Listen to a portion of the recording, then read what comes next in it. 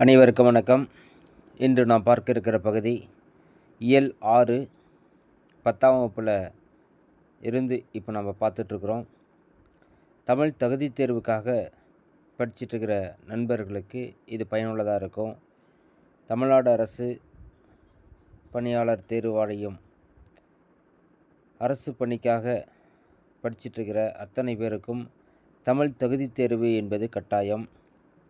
அந்த தகுதி தேர்வுக்குண்டான பகுதி தான் இப்போ நம்ம பார்த்துட்ருக்கோம். ஏற்கனவே இயல் 5 வரைக்கும் நம்ம பார்த்துட்டோம். இப்போ நம்ம இயல் 6ல் ஒரு 100 வினாக்கள் பார்க்க போகிறோம். 1 பொறுத்துக வடிவில் கேட்டிருக்காங்க. தாள் அப்படின்னாக்க நாக்கு அப்படின்னு சொல்லலாம். தாள் என்பது நாக்கு. உளுவை, தாள்னா நாக்கு, உளுவைனா புளியை சொல்லலாம். அகவுதல் என்பது ஒலி எழுப்புதல். ஏந்தலில் அப்படின்னாக்க மிகுந்த அழகு அப்படின்னு அர்த்தம். ஆப்ஷன் இ இதுக்குண்டான விடை. அடுத்தது 2வது பொறுத்துக. ப்ளே ரைட் அப்படிங்கிறது நாடக ஆசிரியரை குறிக்கும். ஸ்டோரி டெல்லர் கதை சொல்லி. ஸ்க்ரீன் பிளே என்பது திரைக்கதை. அஸ்தட்டிக் அப்படின்னா அழகியல் அல்லது முருகியல். ஆப்ஷன் இ இதுக்கான விடை. அடுத்தது தோளில் கருவியை சுமந்தபடி ஆடக்கூடிய ஆட்டம். தோளில் கருவியை சுமந்தபடி ஆடக்கூடிய ஆட்டத்துக்கு பேர் காவடி ஆட்டம் அப்படின்னு அர்த்தம். தோளில் கருவியை சுமந்தபடி ஆடக்கூடிய ஆட்டத்துக்கு பேர் காவடி ஆட்டம். அடுத்து கூற்று 1 போராட்ட பண்புடனே வளர்ந்தவர் கலைஞர். கலைஞர்கள் எல்லாருமே போராட்ட குணமுடன் தான் இருப்பார்கள். சரி. அடுத்து கூற்று 2 அவருக்குள் இருந்த கலைத்தன்மை வளர அது உதவியது. அதுவும் சரிதான். ரெண்டுமே சரி. கூற்று 1 மற்றும் 2 சரி. ஏன்னா ஒரு போராட்டம் அப்படின்ற ஒரு நிலை இருந்தால் தான் நமக்குள்ள ஒரு உத்வேகம் ஏற்படும். அதுதான் கலைஞர்களுக்கும் கலைத்தன்மை வளர உதவியது அப்படின்னு சொல்கிறாங்க. அடுத்த உலக தமிழ் செம்மொழி மாநாடு 2010 நடந்தது.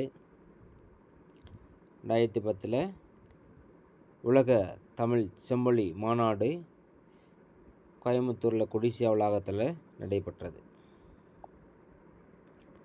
அடுத்தது மனசாட்சி உறங்கும் போது மனக்குரங்கு ஊர் சுற்ற கிளம்பி விடுகிறது.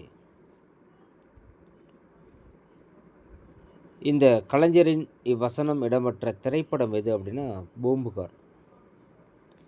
மனசாட்சி உறங்கும் போது மனக்குரங்கு ஊர் சுற்ற கிளம்புகிறது. இந்த வசனம் கலைஞருடையது, பூம்புகார்.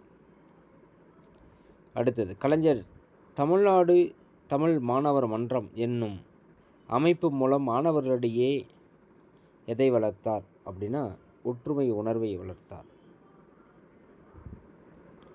அடுத்து கலைஞர் எழுதிய முதல் நாடகம் என்ன அப்படின்னா பழனியப்பன். அடுத்தது கலைஞர் நடத்திய மாணவ நேசன் என்பது கையெழுத்து ஏடு.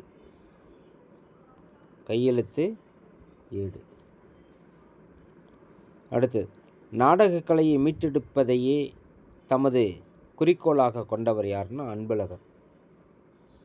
நாடகக்கலையை மீட்டெடுப்பதையே தமது குறிக்கோளாக கொண்டவர் அன்பழகனார் அவர்கள். அடுத்து கதை பாடல் ஆடல்களுடன் தோளால் செய்த வெட்டு வரைபடங்களை திரைச்சேலையில் ஒளி ஊடுருவும் வகையில் நாடகம் போல திகழ்வது தோற்பார்வை கூத்து, தோற்பாவை கூத்து. தக்கையின் மீது 4 கண்கள் என்னும் நூலின் ஆசிரியர் சா. கந்தசாமி. தக்கையின் மீது 4 கண்கள் என்னும் நூலின் ஆசிரியர் சா. கந்தசாமி. அடுத்து, பாலை நிலத்திற்கு எந்த ஊர் அப்படின்னா குறும்பு அப்படின்னு சொல்லுவாங்க. பாலை நிலத்திற்கான பெரும்பொழுது எது அப்படின்னு சொல்லலாம், கார்காலம் சொல்லலாம். கலைஞாயிறு நா. முத்துசாமி. கலைஞரின் வசனத்தில் இலக்கியம் பற்றிய திரைப்படம் எது அப்படின்னா உளியின் ஓசை. கலைஞருடைய வசனத்தில் இலக்கியம் பற்றிய திரைப்படம் உளியின் ஓசை. கலைஞரின் தென்பாண்டி சிங்கம். கலைஞரின் தென்பாண்டி சிங்கம் என்பது ஒரு நாவல். கலைஞர் சேரன் என்ற புனைப்பெயரில் பல கட்டுரைகளை எழுதினார். கலைஞர் சேரன் என்ற புனைப்பெயரில் பல கட்டுரைகளை எழுதினார். தூக்குமடை என்னும் நாடகத்தின் பாராட்டு விழாவில்தான் கலைஞர் என்ற சிறப்பு பெயர் வழங்கப்பட்டது. இந்த தொடருக்கான வினா என்ன? கலைஞர் என்ற சிறப்பு பெயர் எப்போது வழங்கப்பட்டது? கலைஞர் என்ற சிறப்பு பெயர் எப்போது வழங்கப்பட்டது? இதுதான் இதுக்கு விடையாக அமையும். அடுத்தது,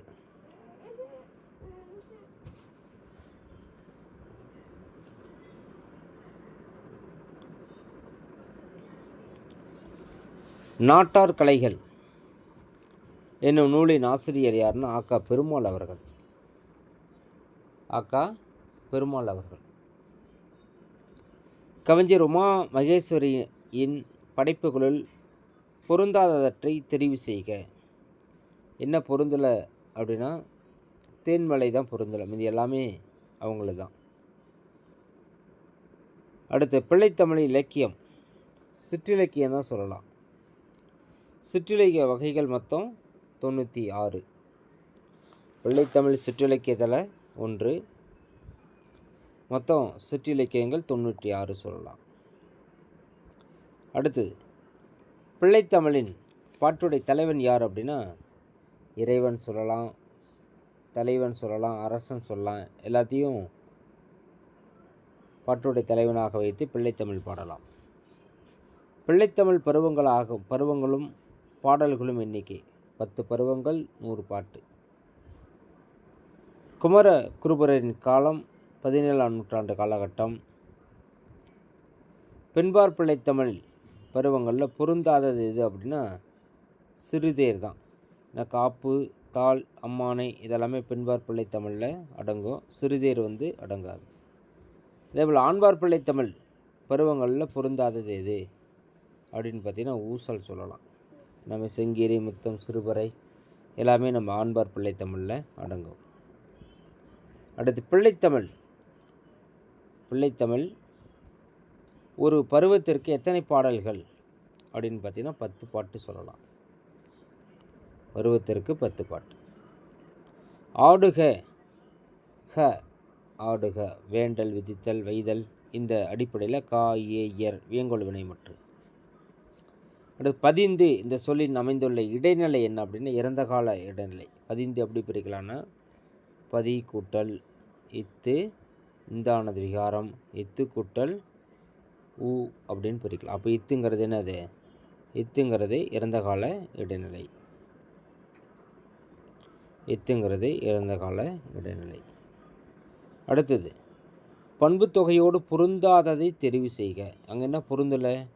இப்போ செம்பொன் என்பது பண்பு தொகை தான், செங்கீரை என்பது பண்பு தொகை தான், வட்ட சுட்டி என்பது பண்பு தொகை தான். அப்போ இதுதான் பொருந்தலை. அடுத்து, பொருள் தருக. பண்டினா வயிறு அப்படின்னு அர்த்தமா.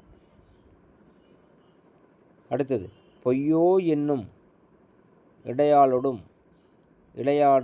இளையானொடும் போனான் என்னும் கம்பராமாயண அடியில் இடையாள் என்பது மற்றும் இளையான் என்பது யாரை குறிக்கும்? இடையாள் என்றால் சீதையை குறிக்கும், இடையான் என்பது இலக்குவனனை குறிக்கும். அடுத்தது, கம்பரோடு தொடர்பில்லாத தொடர் என்ன? சிந்துக்கு தந்தை. ஏன்னா கல்வியில் பெரியவன் கம்பன், கம்பன் வீட்டு கட்டுத்தரையும் கவிபாடும், விருத்தமன்ன ஒன்பாவின் உயர்கம்பன், எல்லாமே கம்பரோடு தொடர்புடையது. சிந்துக்கு தந்தை தான் நம்ம பாரதியை சொல்லலாம். அதே காவடி சிந்துக்கு தந்தைன்னா அண்ணாமலையாரை சொல்லலாம். அடுத்தது, கம்பர் இயற்றாத நூல் எது? இப்போ சரஸ்வதி அந்தாதி, சடகோபர் அந்தாதி, திருக்கை விளக்கம் எல்லாமே கம்பர் இயற்றியது தான். ஆனால் நீதிநெறி விளக்கம் அவர் இயற்றலை, குமரகுருபரர் அவர்கள் இயற்றியிருப்பார். அடுத்த, கந்தசாமியின் சாகித்ய அகாடமி விருது பெற்றது. விசாரணை கமிஷன். கந்தசாமி விசாரணை கமிஷன் சாகித்ய அகாடமி விருது பெற்றது.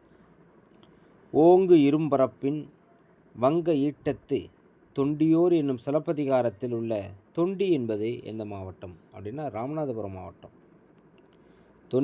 தொண்டி என்பது ராமநாதபுர மாவட்டம். அடுத்து 39ல், குன்றேறி யானைப்போர் கண்டற்றால் தன் கை தொன்னுற்றாக செய்வான் வினை.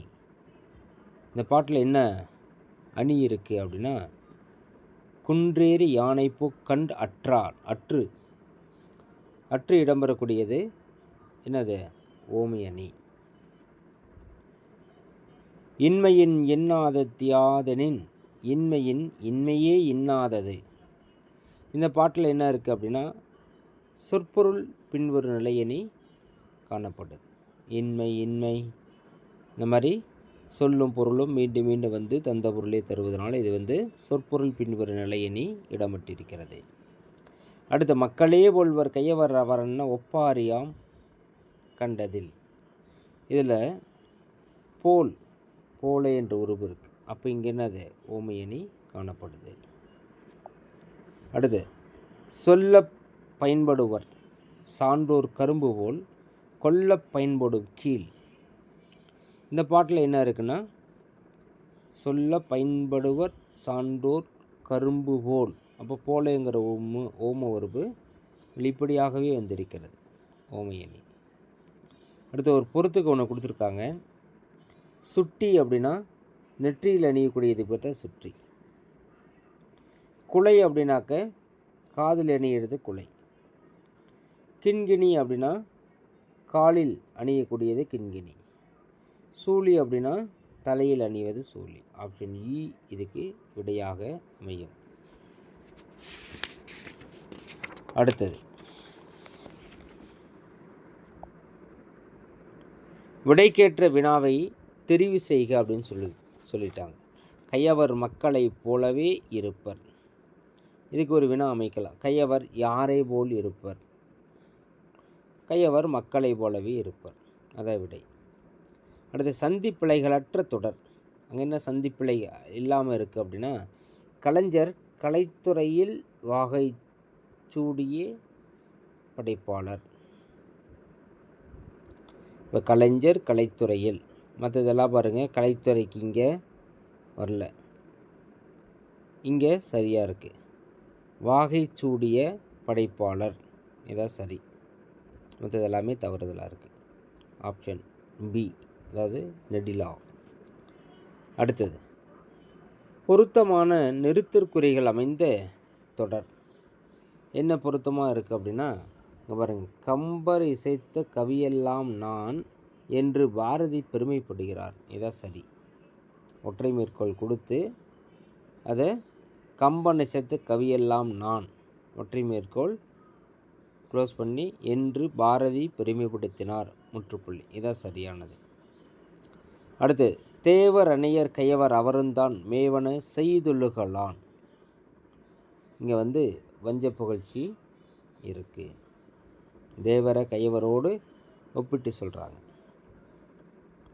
பின் வருவனற்றுள் பொருந்தாத இணை. என்ன அங்கே பொருந்தலை? அஸ்டரிக் முருகியல் சரிதான், ஸ்டோரி டெல்லர் கதை சொல்லி சரிதான், பிளே ரைட்டர் நாடக ரைட்டர் ஆசிரியர் சரிதான். அப்போ இங்கே அழகியல் இதுதான் தவறுதலாக இருக்குது. ஸ்க்ரீன் பிளே இது திரைக்கதை தானே வரும், அழகியல் வராது. அப்போ அதுதான் பொருந்தலை.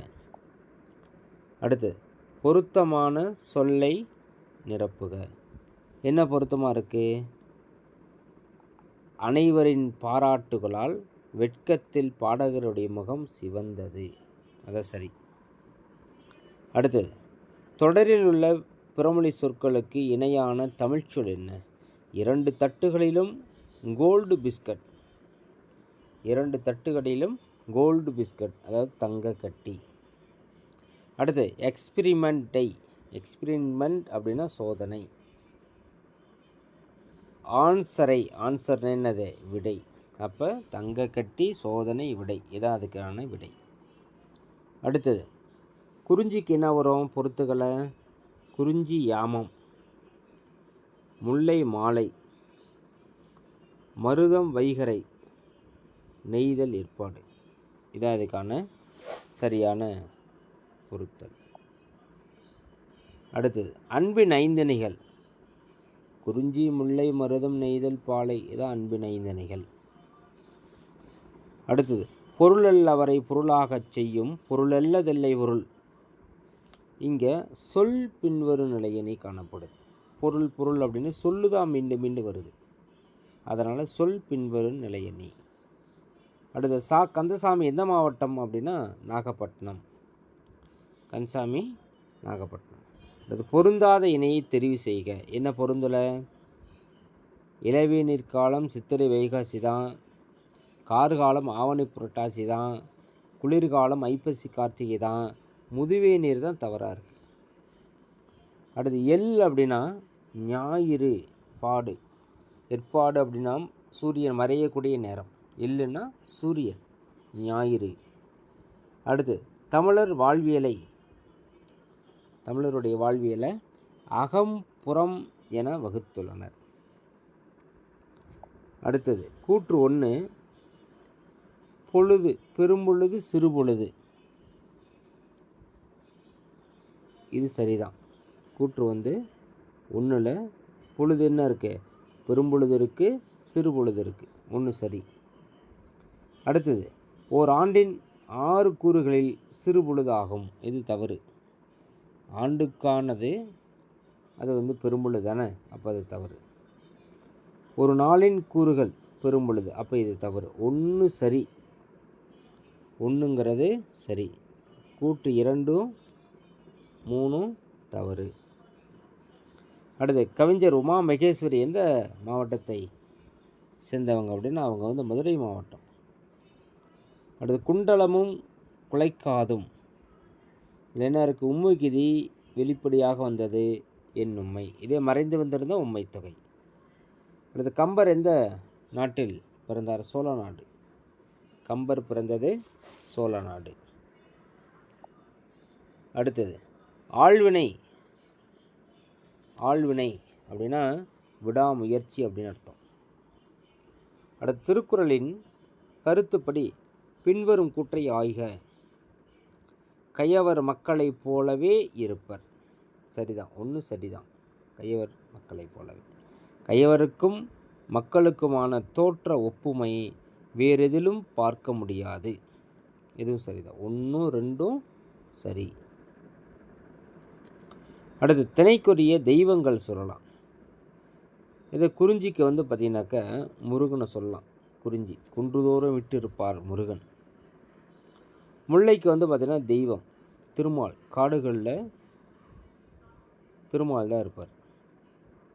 மருதத்துக்கு பார்த்திங்கன்னா வருண பகவான். நெய்தலுக்கு கொற்றவை. இதான் விடை. அடுத்தது கம்பன் இசைத்த கவியெல்லாம் நான் என்று யார் பெருமைப்படுகிறார் அப்படின்னா யார்? நம்ம பாரதியார். கம்பன் இசைத்த கவியெல்லாம் நான் என்று பெருமைப்படக்கூடியவர் பாரதியார். அடுத்து கம்பர் தம் நூலுக்கு இட்ட பெயர் ராம அவதாரம். ராமன் கூட்டல் அவதாரம். ராமன் எடுத்திருக்கின்ற ஒவ்வொரு அவதாரங்களை சொல்வதாக இருக்கும். இதை வடமொழியில் வான்மீகி அவர்கள் ராமாயணம்னு பேர் வச்சிருப்பார். இதை தமிழ் எழுதியதனால தமிழ் சான்றோர்கள் இதை தமிழில் கம்பர் எழுதியதனால தமிழ் சான்றோர்கள் கம்பராமாயணம் என்று பெயர் வைத்து விட்டார்கள். அடுத்தது கரப்பிடும்பை இல்லார். இத்தொடர் உணர்த்தக்கூடிய பொருள் என்ன?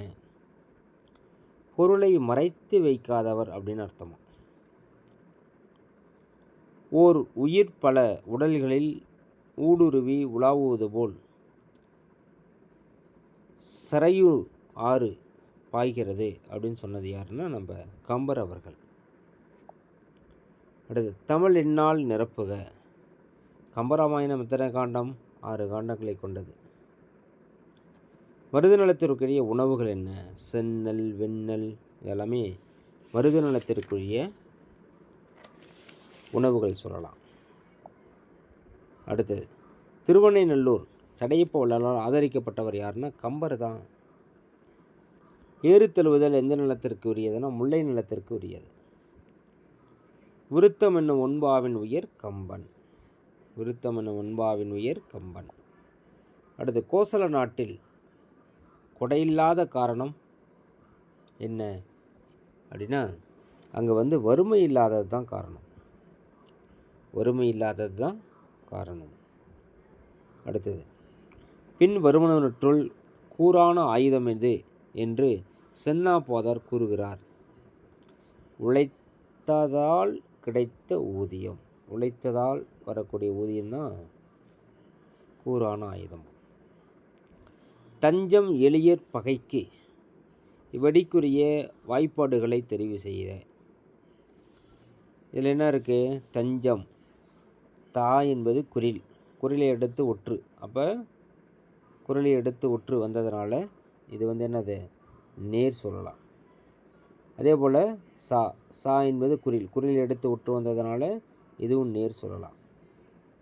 அடுத்து எளியர் எலி, இதில் இருகுறில் இணைந்து ஒற்று நுழைந்த நிறை சொல்லலாம். அடுத்தது எளியர் யாயிர், இது தனிக்குறில் ஒற்று நேர் சொல்லலாம். பகைக்கு இருகுறில் இணைந்து குறில் நடில் இணைந்து ஒற்றுடன் வந்த நிறை சொல்லலாம். கு என்பது நேர் சொல்லலாம். சரிங்களா? அப்படி பார்த்தோம்னா என்ன வருது? நேர் நேர் தேமா. நேர் நேர் தேமா. அடுத்து நிறை நேர் புளிமா. அடுத்தது இல்லை, இதுக்கு பார்த்தீங்கன்னாக்கா ஆப்ஷன் இதுதான் சரி. ஏன்னா இதில் தஞ்சம், இதில் நேர் நேர் வருதா? நேர் நேர் தேமா. அடுத்தது இது பார்த்தீங்கன்னாக்கா நிறை நேர் புளிமா. இது பார்த்தீங்கன்னாக்கா நிறை நேர் நிறைவு அப்படின்னு வந்தால் அது பிறப்பு அப்படின்னு வரும். இதுதான் சரி. 76க்கு ஆப்ஷன் இ நெடிலி தான் சரி. அடுத்து முதுவே நீர் காலம். முதுவே நீர் காலம் என்பது ஆனியோ ஆடி சொல்லலாம். அடுத்து குளிர்காலத்தை பொழுதாக கொண்ட நிலங்கள் இதெல்லாம் சொல்லலாம். குறிஞ்சி, மருதம், நெய்தல் இதெல்லாமே குளிர்காலம்தான். அடுத்து கரகாட்டத்தை கும்பாட்டம் என்றும் குடக்கூத்து என்றும் கூறக்கூடியவர். இந்த தொடருக்கான வினா எழுதுங்க அப்படின்னு சொல்கிறாங்க. அதாவது கரகாட்டத்தினுடைய வேறு பெயர்கள் என்ன அப்படின்னு கேட்டாவே இதுக்கெல்லாமே விடை கும்பாட்டம் என்றும் குடக்கூத்து என்றும் அழைப்பர். அடுத்து சூரியன் மறையும் நேரம் இது. கொஞ்ச நேரத்துக்கு முன்னாடி தான் சொன்னேன். எல் கூட்டல் பாடு. எல்லுன்னா சூரியன், பாடு என்றால் மறையக்கூடிய நேரம், ஏற்பாடு அப்படின்னு கொஞ்ச நேரத்துக்கு முன்னாடி தான் பார்த்துருந்தோம். ஏற்பாடு. அடுத்தது பொறுத்துக்கு ஒன்று கொடுத்துருக்காங்க. குறிஞ்சிக்கு எது வரும்? குறிஞ்சிக்கு பார்த்திங்கன்னா கிளி. குறிஞ்சி நிலத்தில் கிளி இருக்கும். முல்லையில் யார் இருப்பா அப்படின்னா காட்டுக்கோழி இருக்கும். ஏன்னா காடுகளில் காட்டுக்கோழி இருக்கும். அடுத்து மருதத்தில் எந்த பறவை இருக்கும் அப்படின்னு பார்த்தீங்கன்னா மருதத்தில் அன்னம் இருக்கும். தண்ணி அதிகமாக இருக்கு இல்லையா, அங்கெல்லாம் அன்னம் இருக்கும். நெய்தலில் காகம் இருக்கும். ஆப்ஷன் இ ஆன்சர். அடுத்தது பொறுத்துக்க. குறிஞ்சியில் என்ன வேலை செய்வாங்கன்னா தேன் எடுப்பாங்க. மலைகளில் தேன் அதிகமாக இருக்கும் இல்லையா, தேன் எடுப்பாங்க. அடுத்து முல்லை நிலத்தில் என்ன பண்ணுவாங்கன்னா முல்லையில் நிறை மேய்ப்பாங்க. ஆடு மாடு மேய்க்கிறது அவங்களுடைய ஒரே பிரதான தொழில் காடுகளில். அடுத்து மருதத்தில் என்ன பண்ணுவாங்க? நெல் அறுப்பாங்க. நெய்தல் என்ன பண்ணுவாங்க? உப்பு விளைவிப்பாங்க. ஆப்ஷன் பி இதான் ஆன்சர். அடுத்தது இன்னொரு பொருத்தை கொடுத்துருக்காங்க பாருங்கள். வில் பிடித்த, இதுக்கு பார்த்திங்கன்னா 2ஆம் வேற்றுமை தொகை. வில்லை பிடித்த 2ஆம் வேற்றுமை தொகை, இலக்கண குறிப்பு. அடுத்து நெடும்பகை. நெடும்பகை அப்படின்னா நெடுமை கூட்டல் பகை, பண்பு தொகை.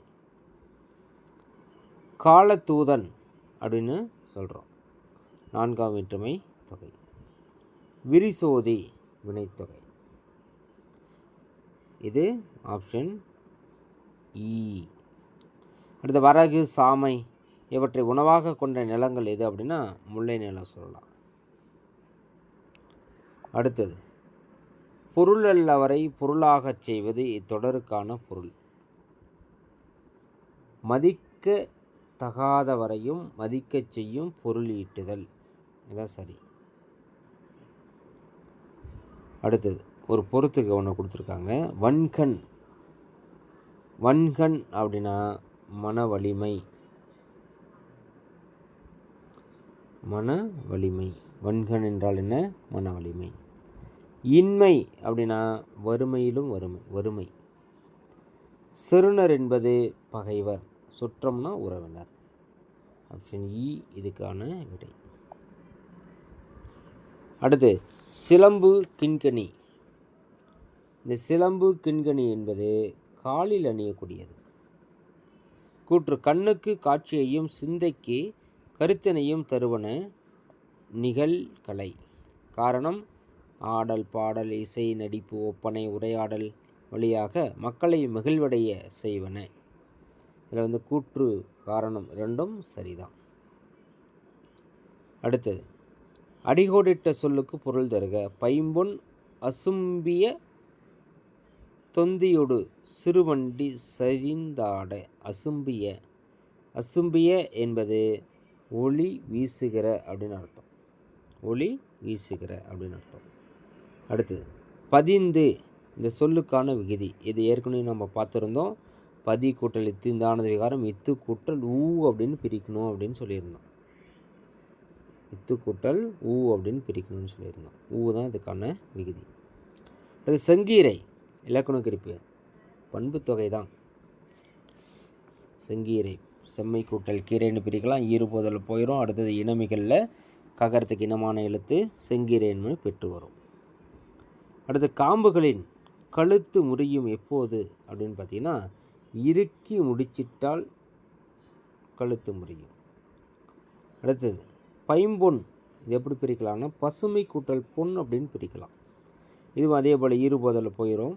சுகரம் கெட்டு பகரத்துக்கு இனமான எழுத்தாக மகரம் பெற்று வரும். அடுத்தது குமரகுருபரர் இயற்றாத நூல். குமரகுருபரரை பொறுத்த வரைக்கும் நிறைய எழுதியிருக்கிறார். நீதிநெறி விளக்கெல்லாம் அவர் எழுதியது தான். மீனாட்சி அம்மை பிள்ளை தமிழ் அவர் பாடியதான். முத்துக்குமாரசாமி பிள்ளை தமிழ் பாடியதான். திருக்குறுக்கை ஏந்தாதே அவர் பாடியதே கிடையாது. அடுத்து பொருள் தருக. நுதல், நெத்தியை தான் நுதல் அப்படின்னு சொல்லுவாங்க, நுதல். அடுத்து கால தூதர், இலக்கண குறிப்பு என்ன வரும்னா 4ஆம் வேற்றுமை தொகை. அடுத்து ஒப்பற்ற அழியாத அழகினை உடைய வடிவு கொண்டதாக கம்பர் ராமனை தான் குறிப்பிடுகிறார். கம்பர் ராமனை குறிப்பிடுகிறார். அடுத்து கந்தசாமியினுடைய படைப்புகளில் அடிப்படையில் பொறுத்துக அப்படின்னு சொல்லியிருக்காங்க. சாயாவனம். சாயாவனத்தை பொறுத்த வரைக்கும் புகழ்பெற்ற ஒரு புதினம் சொல்லலாம். அடுத்து விசாரணை கமிஷனை பொறுத்த வரைக்கும் சாகித்ய அகாடமி விருது வாங்கியது. சுடுமண் சிலைகளை பொறுத்த வரைக்கும் அனைத்துலக குறும்பட விருதை பெற்றிருக்கிறது. பாய்ச்சல் கதையை பொறுத்த வரைக்கும் அது தக்கையினுடைய மீது 4 கண்கள் பட்டது. ஆப்ஷன் நெடிலி சரி. கந்தசாமி எழுதாத புதின நூல் எது அப்படின்னா இது தொலைந்து போனவர்கள், சூரியவம்சம், சாந்தகுமாரியெல்லாம் அவர் எழுதியதான். நட்சத்திரங்களின் நடுவே அதான் ஒரு எழுதியது அல்ல. அடுத்து கரங்கு போல் விற்பிடித்த காலத்தூதர் கையிலே உறங்குவாய் உறங்குவாய் இனி கிடந்து உறங்குவாய். இவ்வடியில் இடம்பெற்றுள்ள கரங்கு என்பது பொருள் என்ன தெரியுமா? காற்றாடி என்பது கரங்கு. இதுபோல் கிட்டத்தட்ட இயல் 6ல் ஒரு 100 வினாக்கள் பார்த்துருக்குறோம். கண்டிப்பாக உங்களுக்கு பயனுள்ளதாக இருக்குன்னு நினைக்கிறேன். அடுத்தது ஒரு காணொளியில் இயல் 7ல் ஒரு 100 வினாக்கள் பார்க்கலாம். நன்றி, வணக்கம்.